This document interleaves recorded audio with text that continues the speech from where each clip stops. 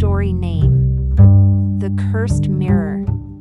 In the quiet town of Eldridge, where fog crept through the streets like ghosts of the past, there stood an old antique shop named Whispers of Time.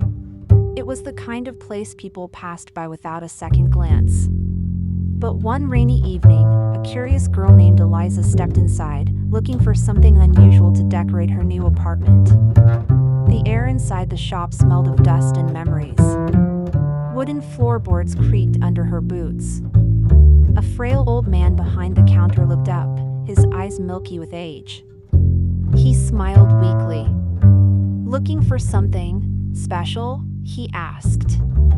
Eliza nodded, her eyes wandering until they landed on a tall mirror at the back of the shop. It was beautiful, ornate with golden vines carved around its frame and a deep, flawless surface. But there was something eerie about it. It seemed to shimmer slightly, even in the dim light.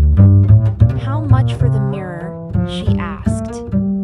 The old man's smile faded. "That one isn't for sale." "Why not?" He hesitated. "It's cursed. It brings misfortune. Death, even." Eliza laughed nervously. "Seriously?" His voice was grim. "3 owners have died within weeks of taking it home." She should have walked away. But something about the mirror pulled her in. It was like a whisper in her mind, urging her to take it.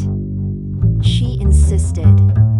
The old man finally sighed, as if surrendering to a force greater than himself. "Fine," he said. "But don't say I didn't warn you." Day 1. Eliza placed the mirror in her bedroom, leaning it against the wall. That night, she had strange dreams, shadows with no faces, whispering her name. She woke up drenched in sweat, the sound of her own heartbeat thundering in her ears. The mirror was still there, quiet and still. But for a moment, she thought she saw something move within it. Day 3. Odd things began to happen. Lights flickered without reason. Her cat, Smokey, hissed at the mirror and refused to enter the room. When she looked at herself in the glass, her reflection lagged a second behind, like it was thinking before it moved. She laughed it off. "It's just a mirror," she told herself. But deep inside, a cold fear began to grow. Day 5. Eliza woke up to find the mirror standing straight, even though she had only leaned it against the wall.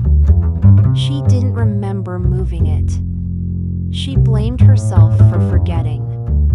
That night, she watched the mirror closely. At 3 a.m., she saw her reflection smile. She hadn't. Terrified, she grabbed a blanket and slept on the couch. The next morning, she noticed claw-like scratches on the bedroom door, but Smokey was locked in another room.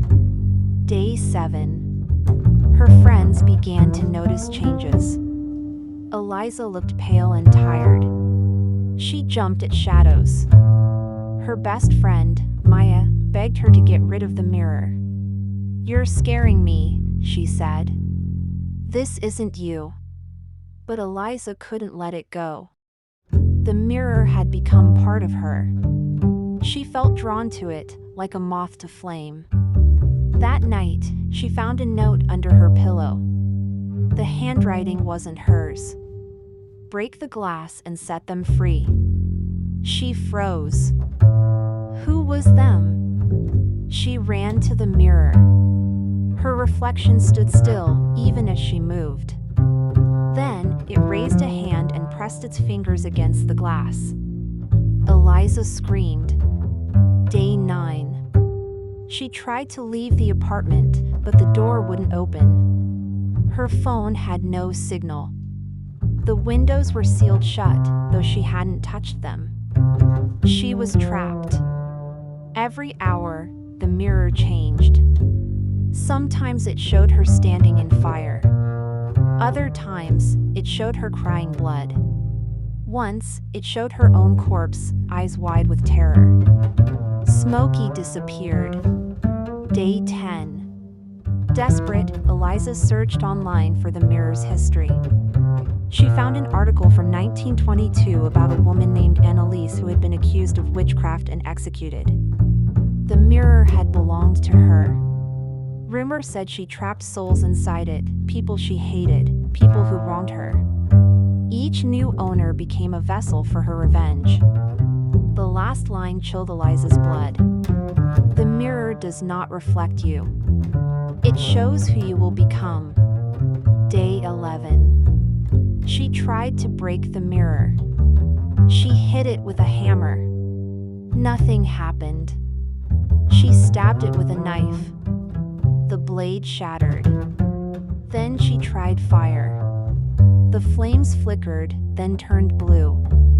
A wind howled through the apartment, though all windows were shut. From the mirror, a hand emerged. Pale, long-fingered, and clawed. Eliza backed away as the figure pulled itself out, a woman with black eyes and cracked skin. "Thank you," the woman whispered. "Now, we trade places." Eliza screamed as the world turned upside down. Her body froze. Her mouth opened, but no sound came. The woman smiled and stepped into the room. Day 12. Maya came to check on Eliza. The door, oddly, was open. Inside, Eliza stood by the mirror, smiling sweetly. "Just cleaning up," she said. But Maya noticed something off. Her voice was strange.